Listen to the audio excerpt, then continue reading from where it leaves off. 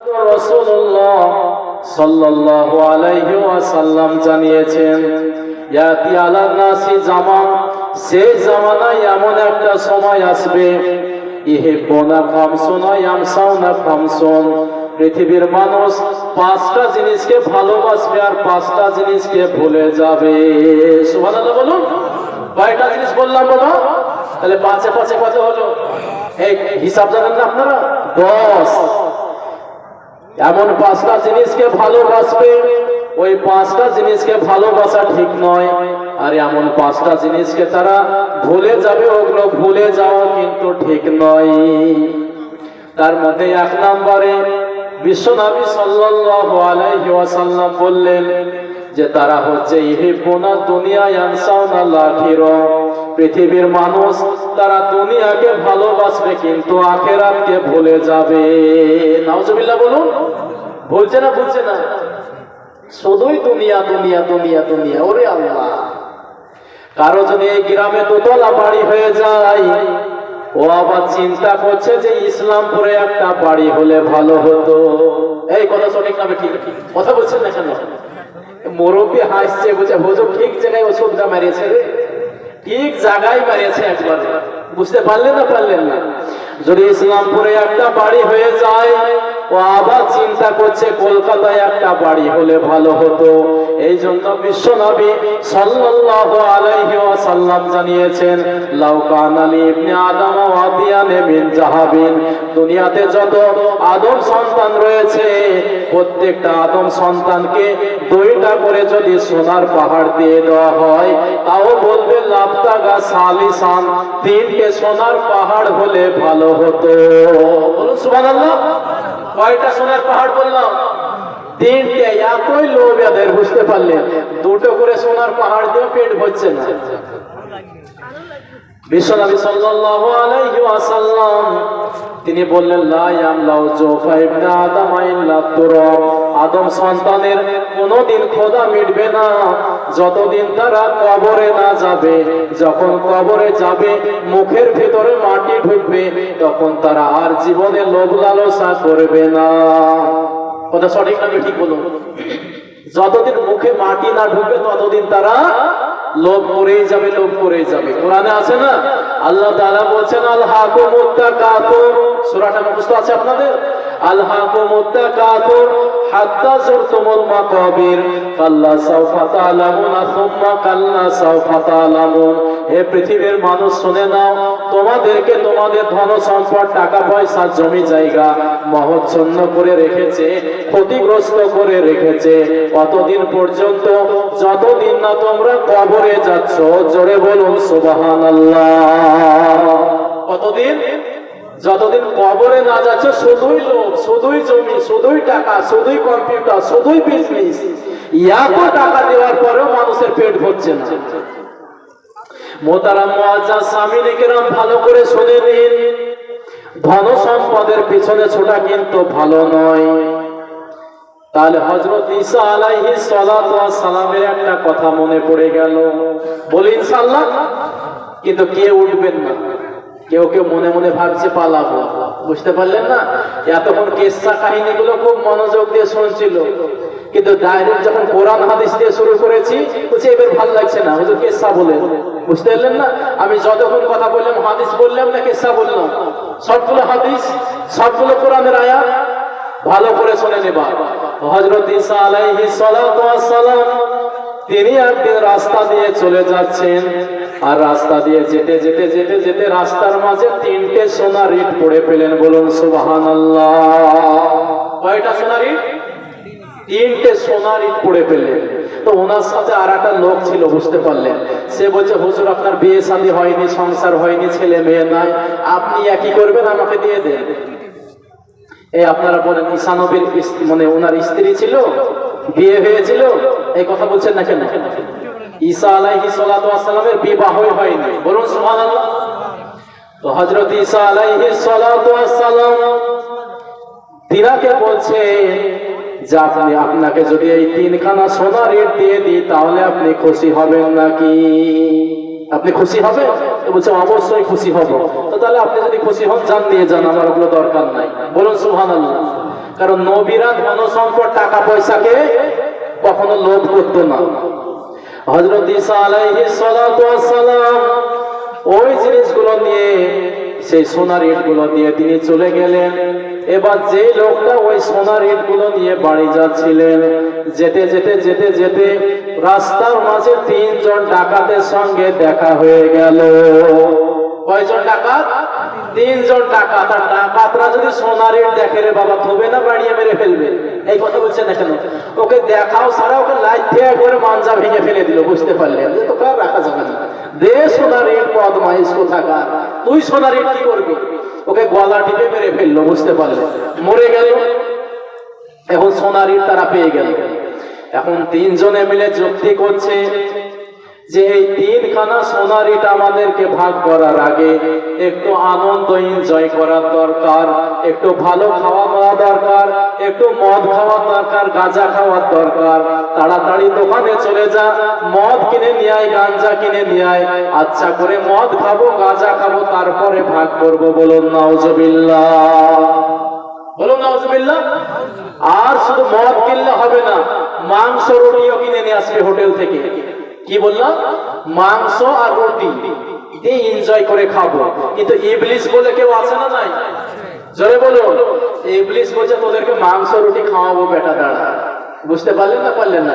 ইবলিস এই বেটাকে আবার বুদ্ধি দিচ্ছে যে মাংস আর রুটি কিনতে গিয়েছে, বলছে এক কাজ কর না, রুটির ভিতরে বিষ মাখিয়ে দে।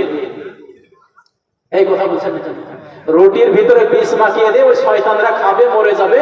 3খানা সোনার ইট তুই একাই পেয়ে যাবে। বুঝতে পারলেন না? বলাও সারা, কাজও সারা। সাথে সাথে বিষ মাখিয়ে একবার রুটি আর গাঞ্জা আর মদ কিনে নিয়ে চলে আসে। হযরত ঈসা আলাইহিস সালাতু ওয়াস সালাম তিনি আগে কিন্তু ওই ব্যক্তিদেরকে বলেছিলেন যে দুনিয়ার পিছনে ছোটা ভালো নয়। বুঝতে পারলেন না? পারলেন না? দুনিয়ার পেছনে ছুটতে গিয়েছো, মজা এখন বোঝো। তারা সঙ্গে সঙ্গে ওই রুটি খাওয়ার জন্য আঁকাবাকি শুরু করে দিয়েছে। তারা বলছে কি ব্যাপার, ওই বেটাই এখনো কেন আসছে না? কিন্তু রাস্তায় বিষ মাখানোতে ব্যস্ত আছে। বুঝতে পারছি।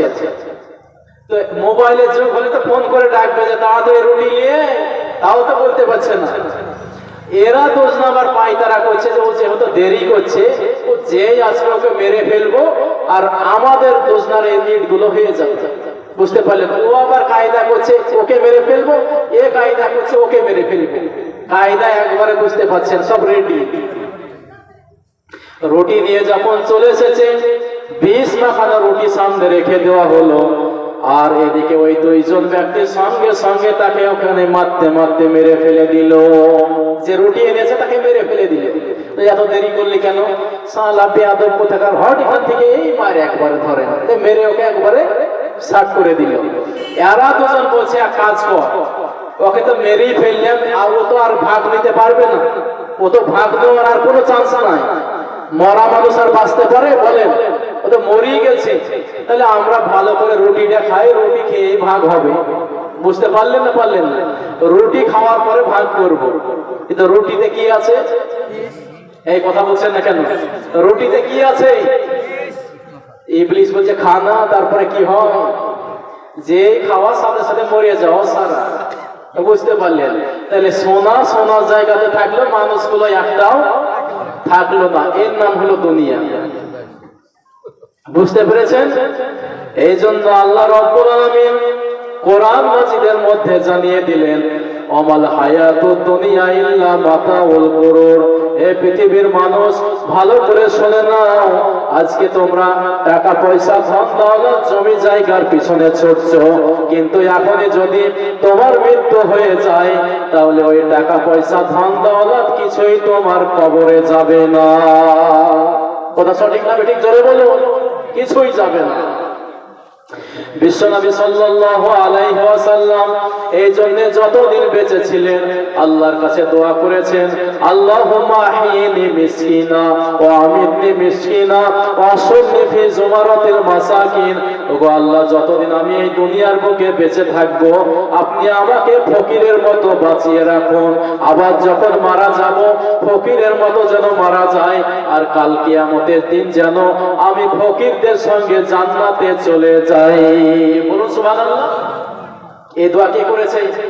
এই মুরব্বীরা হাসছে, বলছে নবী আবার ফকির হওয়ার এই দোয়া করতে পারে? আমরা তো ফকির দেখলেই তো সর্বদাই নাক ছিটকাই। কথা সঠিক না বেঠিক? অনেক লোক আছে না, ফকির আসতে দেখলে ওকে দেখতে পারে না। কথা সঠিক না বেঠিক? কিন্তু শোনেন, বিশ্বনবী সাল্লাল্লাহু আলাইহি সাল্লাম তাহলে নিজে ফকির হওয়ার দোয়া কেন করলেন? বলবো না বলবো না?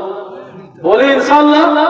ভালো করে শুনুন, বিশ্বনবী সাল্লাল্লাহু আলাইহি ওয়াসাল্লাম বলেছেন যে যারা বড় লোক হবে, যারা ধনী হবে, টাকাওয়ালা হবে, পয়সাওয়ালা হবে, তাদের 500 বছর আগে যারা গরিব হবে, ফকির হবে, মিসকিন হবে, তারা জান্নাতে যাবে। বলুন সুবহানাল্লাহ।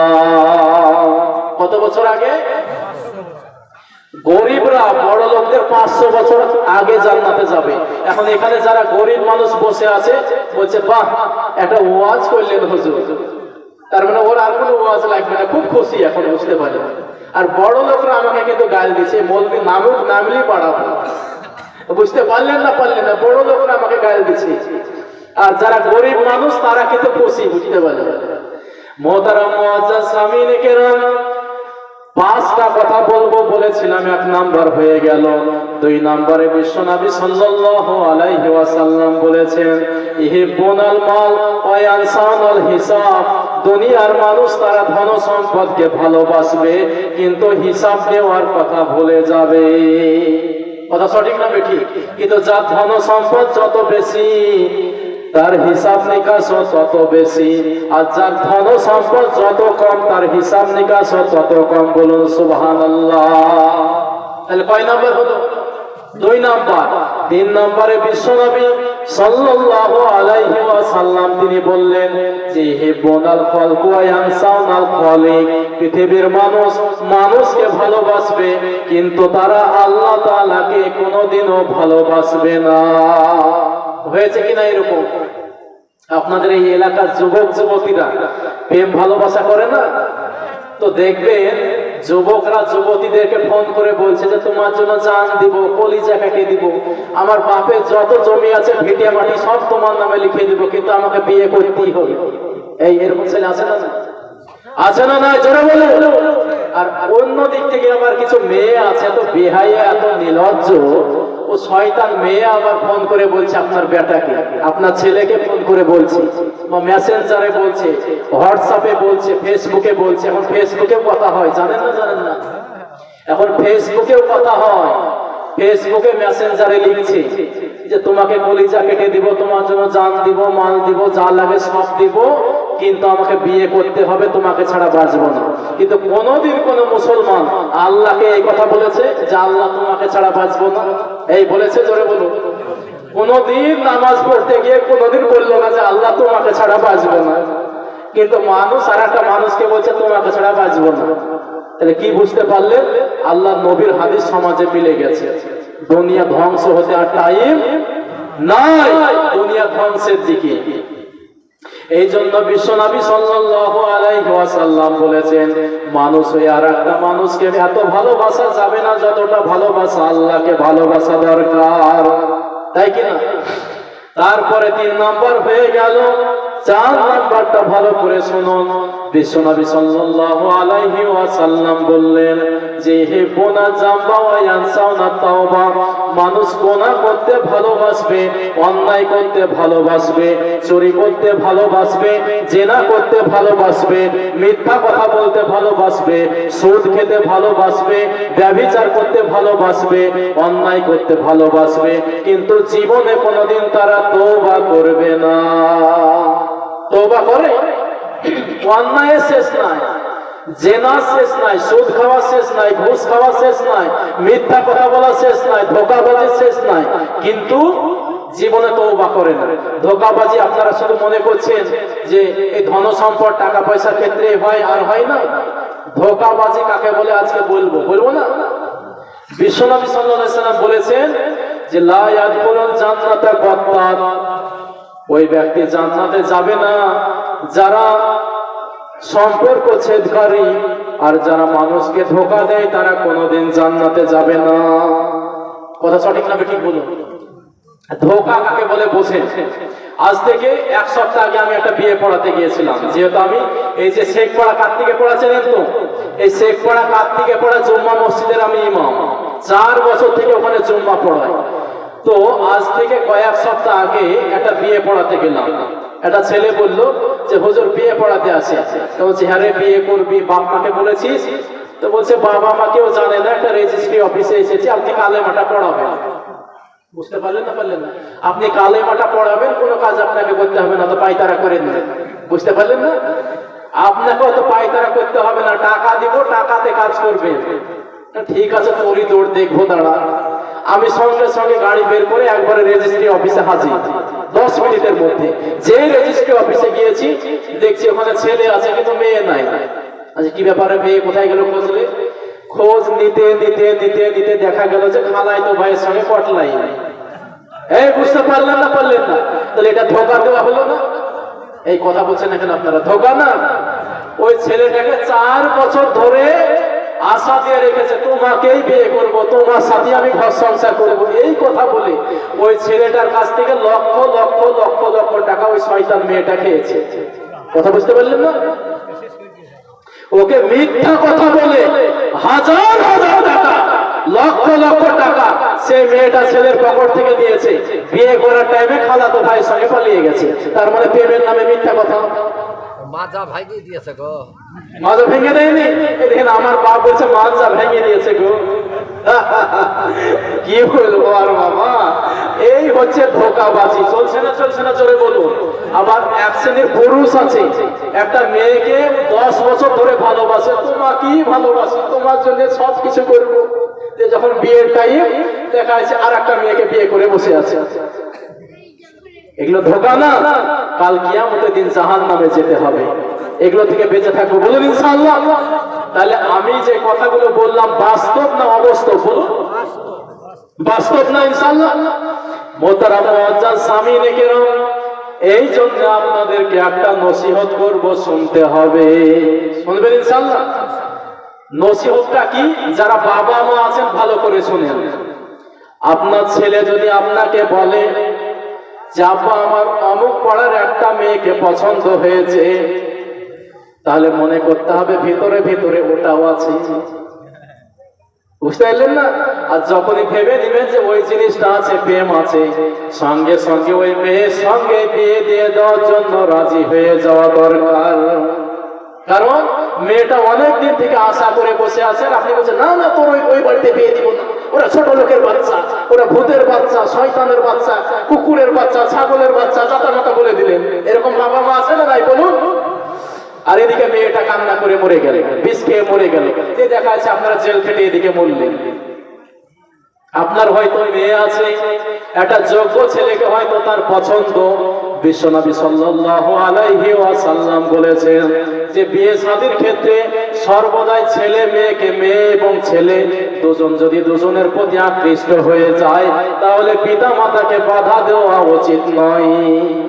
তারা পছন্দ করেছে, তারা ঘর সংসার করবে, এখানে আমার এত চুলকানি হওয়ার কি দরকার, তাই কি না?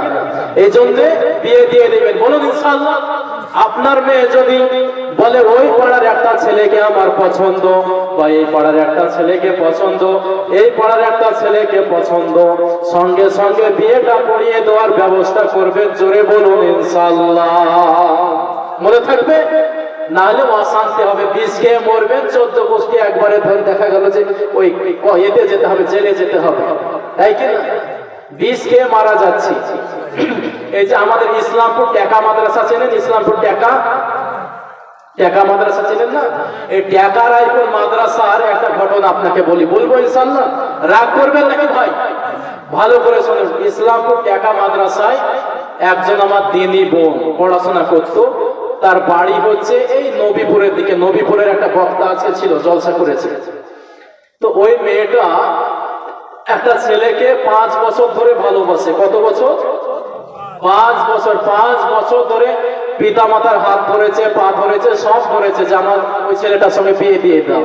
কিন্তু পিতাই এত জানলাদার, এত দাঁত জাল মার্কা পিতা, বুঝতে পারলেন? ও কোন রকমের কথা শোনেননি।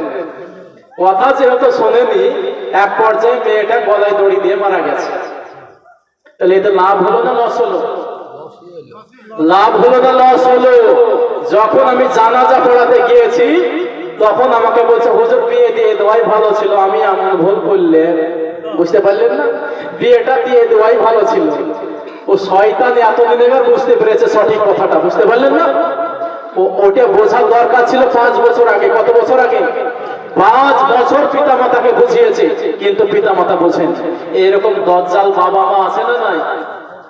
রোজির মালিক আল্লাহ, আপনি এত ভয় করেন কেন? অনেক পিতা মাতা আছে দেখবেন যে মনে করে যে রোজির মালিক মনে হয় আমার জামাই। আপনার জামাই রোজির মালিক না আল্লাহ। আপনি যতই বড় লোক জামাইয়ের সঙ্গে বিয়ে দেন, সে প্যারালাইসিস হতে পারে না, ক্যান্সার হতে পারে না, টিভি হতে পারে না, তখন কি হবে? কে খাওয়াবে? তখন কে খাওয়াবে? আল্লাহ খাওয়াবে না? না আপনার জামাই খাওয়াবে? সুতরাং এটা আমরা মাথায় নেব। বলুন ইনশাআল্লাহ। কয় নাম্বার হলো? 4 নাম্বার। 5 নম্বরে বিশ্বনবী সাল্লাল্লাহু আলাইহি ওয়াসাল্লাম বললেন যে ইহিবুনাল কুসুরা ইয়ানসাউনাল মাকবুরা। পৃথিবীর মানুষ অন্যায় করবে, ভুল করবে, জিনা করবে, ব্যভিচার করবে, সুদ খাবে, ঘুষ খাবে, কিন্তু জীবনে কোনোদিন কবরের কথা স্মরণ করবে না। কিসের কথা বললাম? কবরের কথা। ভালো করে শুনে নিন। বিশ্বনবী মুহাম্মদুর রাসূলুল্লাহ সাল্লাল্লাহু আলাইহি ওয়াসাল্লাম জানিয়ে দিলেন যে ইন্নাল কবরা জান্নাতুম মিন রিয়াজিল জান্নাহ আও হুফরাতুম মিন হুফারিন নার। ওই কবর কারোর জন্য জান্নাতের বাগিচা হয়ে যাবে, আবার কারোর জন্য ওই কবরটা জাহান্নামের গর্ত হয়ে যাবে। জোরে বলুন নাউজুবিল্লাহ। তাহলে জান্নাতের বাগান কার জন্য হবে, জাহান্নামের বাগান কার জন্য হবে? এই ব্যাখ্যা দিব না দিব না? যে কথাগুলো বলছি সব হাদিস থেকে বলছি বাবা, আরবি পড়ছি আর ব্যাখ্যা করছি। যারা শিক্ষিত মানুষ তারা আমার বক্তব্য বুঝতে পারছে, যারা অশিক্ষিত তারা বুঝতে পারবে না। ডাইরেক্ট আমি হাদিস পড়ছি আর অনুবাদ করছি। এর পরেও যদি ওয়াজ কাউকে ভালো না লাগে তাহলে কি বলবো? বাবা আমার তো কিছু করার নাই, আমি তো ফেরেশতা না। কথা সঠিক না ঠিক বলুন?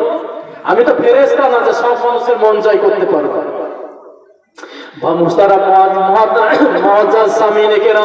আমি যেই কথা বলছিলাম বিশ্বনবী সাল্লাল্লাহু আলাইহি ওয়াসাল্লাম বলেছেন, এই জন্য পৃথিবীর কোন মানুষ যদি কবরের কথা স্মরণ করে তাহলে জীবনে সে কোনোদিন অন্যায় করতে পারে না, অবিচার করতে পারে না, জেনা করতে পারে না, ভুল ভ্রান্তি করতে পারে না। কারণ যখনই কবরের কথা স্মরণে চলে আসবে, কবরের কথা ভেবে সর্বদাই তার জীবনটা অটোমেটিক পরিবর্তন হয়ে যাবে। ওটা সঠিক না ঠিক? জোরে বলুন। কবর এমন একটা জায়গা, ডানের মাটি বামে যাবে, বামের মাটি ডানে যাবে, এমন এমন সাপ আছে। মিশকাত শরীফের মধ্যে ছোট্ট একটা হাদিস আছে, ভালো করে শুনে নিন। প্রথম নাম্বার খণ্ড 395 নম্বর পৃষ্ঠা। কত নম্বর পৃষ্ঠা বললাম? 395 নম্বর পৃষ্ঠা। যদি একটা কথা মিথ্যা হয় বাড়ি থেকে মিলাবে। কারো বাড়িতে যদি মিশকাত শরীফ থাকে মিলাবেন ভালো করে, আমার কথাগুলো পাবেন। মিশকাত শরীফে লেখা আছে বিশ্বনবী সাল্লাল্লাহু আলাইহি ওয়াসাল্লাম বললেন, কোন ব্যক্তি যদি গুনাহগার হয়, গুনাহগার ব্যক্তিকে যেই কবরে রেখে দেওয়া হয় 40 ধাপ ধরে যেই মানুষ চলে যায়, সঙ্গে সঙ্গে মুনকার নাকির ওখানে গিয়ে হাজির হয়ে যায়। কি বললাম? মুনকার নাকির নাম শুনেছেন না শুনেননি? ওই মুনকার নাকিরের হাতে কি থাকবে? এমন একটা হাম্বর থাকবে যে হাম্বরটার ওজন হবে 100 কেজি। কত কেজি বললাম? হাতুড় বোঝেন? হাতুড়। এই হাতুড়ের বাড়ি যদি কেউ খায় রে মা, পিঠে চামড়া থাকবে? এই কথা বলছেন না কেন? একটা চামড়াও থাকবে না, হাড় গোড় সব একবারে গুঁড়ো হয়ে যাবে। 100 কেজি ওজনের একটা কি থাকবে বললাম? হাতুড় থাকবে, হাতুড়। বিশ্বনবী সাল্লাল্লাহু আলাইহি ওয়াসাল্লাম তিনি বলছেন, তাকে জিজ্ঞেস করা হবে মান রব্বুকা। কি বললাম? আপনারা জানেন যে কবরের প্রশ্ন হবে 3টে, আমি বললাম কবরের প্রশ্ন হবে 4টে। কটা হবে? এই কথা বলছেন না কেন? আপনারা এতদিন জানতেন যে কবরের প্রশ্ন 3টে, আমি বললাম 4টে। আমি হাদিস দিয়ে দেব, ইনশাআল্লাহ মিলাবেন। হ্যাঁ, মনোযোগ দিয়ে শুনছেন তো? ভালো করে মনোযোগ দিয়ে শুনেন। বিশ্বনবী সাল্লাল্লাহু আলাইহি ওয়াসাল্লাম তিনি বললেন, 1 নম্বরে জিজ্ঞেস করা হবে মান রব্বুকা, তোমার রব কে ছিল, তোমার আল্লাহ কে ছিল, যদি এটা বুঝিয়ে দিতে পারে তাহলে সঙ্গে সঙ্গে বেকসুর খালাস। 2 নম্বরে প্রশ্ন করা হবে মান নাবিয়ুকা, তোমার নবী কে ছিল, যদি বলতে পারো সঙ্গে সঙ্গে বেকসুর খালাস। 3 নম্বরে প্রশ্ন করা হবে মা দীনুকা, তোমার দিন কি ছিল, সঙ্গে সঙ্গে বলতে পারলে বেকসুর খালাস। আর 4 নম্বরে প্রশ্ন করা হবে তুমি যে উত্তরগুলো দিলে এই উত্তরগুলো কোথায় পেয়েছো। কি বললাম? যে উত্তরগুলো দিলে কোথায় পেয়েছো, কোরআনে পেয়েছো না হাদিসে পেয়েছো না ইতিহাসের বইয়ে পেয়েছো না ভূগোলের বইয়ে পেয়েছো না ইংরেজি বইয়ে পেয়েছো না বিজ্ঞানের বইয়ে পেয়েছো। এখন যারা ইতিহাস ইতিহাস বিজ্ঞান বিজ্ঞান বিজ্ঞান বিজ্ঞান আর ভূগোল ভূগোল নিয়ে পড়ে আছে, এই বেটারা কি করবে বলেন তো দেখি? ওরা তো ফেসে যাবে। মোহতারাম মুআজ্জাজ সামিনে কেরাম, যদি বলতে পারেন যে আমি কোরআনে পেয়েছি, সঙ্গে সঙ্গে জান্নাতে চলে যাবেন, জোরে বলুন সুবহানাল্লাহ। আর যদি বলতে না পারেন হয়তো হামপুরের বাড়ি খেতে হবে। বুঝতে পারলেন না? একবারে প্র্যাকটিক্যালি ওয়াজ, হাদিস দিয়ে ওয়াজ করছি বাবা, একটা কথা ফালতু কথা বলবো না। ভালো করে শুনে নিন। বিশ্ব নবী সাল্লাল্লাহু আলাইহি ওয়াসাল্লাম বলেছেন ইয়াতি আলান নাসি জামান, শেষ জামানায় এমন একটা সময় আসবে লা ইয়াবকা মিনাল ইসলামি ইল্লা ইসমু ওয়া লা ইয়াবকা মিনাল কুরআনি ইল্লা রাসমু মাসাজিদুহুম আমিরাতু ওয়া হিয়া খরাবু মিনাল হুদা ওয়া উলামাউহুম শাররু মিন তাহতা আদিমিস সামাই মিন ইনদিহিম তাখরুজুল ফিতনাতু ওয়া ফিহিম তাউদ। সুবহানাল্লাহ বলুন। এবার হাদিসের অনুবাদ করছি, দেখেন শুধু হাদিস বলবার অনুবাদ করব, ফালতু কথা হবে না। বিশ্বনবী বলছেন লা ইয়াবকা মিনাল ইসলামি ইল্লা ইসমু, মানুষ শুধু নামে মুসলমান হবে কিন্তু কাজে কেউ মুসলমান হবে না। কথা মিলে গেছে না? এই জামানায় নবী 1400 বছর আগে বলে গেছে যে শেষ জামানায় মুসলমানরা নামাজ পড়বে না। কি বলেছে? নামাজ মুসলমানরা পড়বে না, মদ হিন্দুরা খাবে না, মুসলমানরা খাবে। হিন্দুরা মদ বেচে দুধ খায় আর মুসলমানরা দুধ বেচে মদ খায়। এই কথা সঠিক না বেঠিক? কথা কি বলেছি কানে ঢুকলো না ঢুকলো না? হিন্দুরা মদ বেচে দুধ খায় আর মুসলমান কি করে? এখন বুঝতে পারেন নাকি? তো বুঝতে পেরেছেন ইনশাআল্লাহ? তাহলে ভাবেন নবীর কথা মিথ্যা হতে পারে? নবীজি বলেছেন 1400 বছর আগে যে শেষ জামানায় আমার উম্মত তারা মদ খাবে, গাঁজা খাবে, সুদ খাবে, জেনা করবে। সব মিলে যাচ্ছে না সব আমাদের সমাজে? মোহতারাম মুআজ্জাজ সামিনে কেরাম, 2 নম্বরে বিশ্বনবী বললেন ওয়ালা ইয়াবকা মিনাল কুরআনি ইল্লা রাসমু, কোরআনটা শুধু সমাজের মুখে নামেই থাকবে কিন্তু পৃথিবীর কেউ কোনোদিন কোরআনের আইনগুলোকে মানবে না। কথা সঠিক না বেঠিক? আমাদের পাশে সৌদি আরব, সৌদি আরব কার দেশ? জোরে বলুন। সৌদি আরব কার দেশ? নাবির দেশ, অথচ এখানে কোরআনের বিধান নাই। সৌদি আরবের যে এখন সরকার, ওর মতো লুচ্চা মনে হয় নরেন্দ্র মোদীও না। নরেন্দ্র মোদী যতটা খারাপ এর চাইতে ডবল নোংরা হচ্ছে ও। আপনারা বলবেন কেন? তাহলে ভালো করে শোনেন। এখনই আপনাদের কাছে মোবাইল আছে, মোবাইলে সার্চ মারেন গুগলে, সে সৌদি আরবের মাটিতে 2022 সালে বেশ্যাখানা খোলার জন্য সিটিজেনশিপ দিয়েছে। নাউজুবিল্লাহ বলুন। সে সৌদি আরবে পতিতালয় খোলার জন্য মানুষকে অনুমতি দিয়েছে। এটা ভালো কাজ না খারাপ কাজ? তাহলে ওকে নরেন্দ্র মোদী থেকে ভালো বলবো না খারাপ বলবো? আপনারা বলেন। সিনেমা হল খুলে দিয়েছে, সিনেমা হল। আপনি এখনই মোবাইলে সার্চ মারেন, আল্লাহর কসম করে বলছি যদি না থাকে আমি আমার জিভটা কেটে চলে যাবো বাড়ি। তাহলে বোঝা গেল যে নরেন্দ্র মোদী থেকে আমাদের মুসলমানরা নিচে নেমে গেছে। তাহলে এই জাতি মার খাবে না তো আর কোন জাতি মার খাবে? কথা সঠিক না বেঠিক বলুন? এই জাতি মার খাবে না তো আর কোন জাতি মার খাবে? আর আজকে বলছে নরেন্দ্র মোদী খারাপ, দিলীপ ঘোষ খারাপ, শুভেন্দু অধিকারী খারাপ, মমতা ব্যানার্জি খারাপ। আরে কেউ খারাপ না, নিজের চরিত্রটা আগে ভালো করো। কথা সঠিক না বেঠিক? নিজের চরিত্র ভালো করো। নিজেই জীবনে নামাজ পড়ি না, বিড়ি খাওয়া ছাড়লাম না, মদ খাওয়া ছাড়লাম না, সিগারেট খাওয়া ছাড়লাম না, সুদ খাওয়া ছাড়লাম না, আর লোককে বলছি খারাপ। কথা সঠিক না বেঠিক? মোহতারাম মুআজ্জাজ সামিনে কেরাম, আমি যে কথা বলছিলাম বিশ্বনবী মুহাম্মদুর রাসূলুল্লাহ সাল্লাল্লাহু আলাইহি সাল্লাম বলেছেন যে লা ইয়াবকা মিনাল কুরআনি ইল্লা রাসমু, মানুষরা শুধু নামে কোরআন মানবে কিন্তু কোরআনের বিধান মানবে না। কি বললাম? কোরআনের বিধান কেউ মানবে না। আজকে তাই হয়েছে। কোরআনের একটা বিধান বলছি, কোন নারী পুরুষ যদি জেনা করে, কি বললাম বাবা, জেনা করে, তাহলে তার শাস্তি হলো তাকে মারতে মারতে মারতে মারতে মেরে ফেলতে হবে। কি বললাম? আযানিয়াতু আযানি ফাজলিদু কুল্লা ওয়াহিদিন মিয়াতাহুমা জালদা। আল্লাহ রাব্বুল আলামিন কোরআন মাজিদের মধ্যে স্পষ্ট ভাষায় জানিয়ে দিলেন, কোন নারী এবং পুরুষ যদি জেনা করে সঙ্গে সঙ্গে তাদেরকে ধরার পরে মারতে মারতে মেরে ফেলে দিতে হবে। কিন্তু আজকে সারা দুনিয়ার বুকে হাজারো জেনা হয়, হাজারো ধরন ব্যভিচার হয়, কিন্তু জীবনে কোনোদিন কাউকে মেরে ফেলা হয় না। কথা সঠিক না বেঠিক? তার মানে বোঝা গেল নামে কোরআন, বিধান একটাও মানে না। কেউ যদি চুরি করে তাহলে চুরি করলে তার হাত কেটে ফেলতে হবে। কি বললাম? চুরি করলে তার হাত কেটে ফেলে দিতে হবে। কিসের বিধান? কোরআনের বিধান। আয়াত বলছি শুনেন, আল্লাহ রাব্বুল আলামিন কোরআন মাজিদের মধ্যে জানিয়ে দিয়েছেন, আস-সারিকু ওয়াস-সারিকাতু ফাকতাউ আইদিয়াহুমা, কোন ব্যক্তি যদি চুরি করে তাহলে সে নারী হোক আর পুরুষ হোক তার হাত দুটো কেটে ফেলো। অথচ হাজারো মুসলমানরা চুরি করে কিন্তু জীবনে কোনোদিন হাত কাটা হয় না।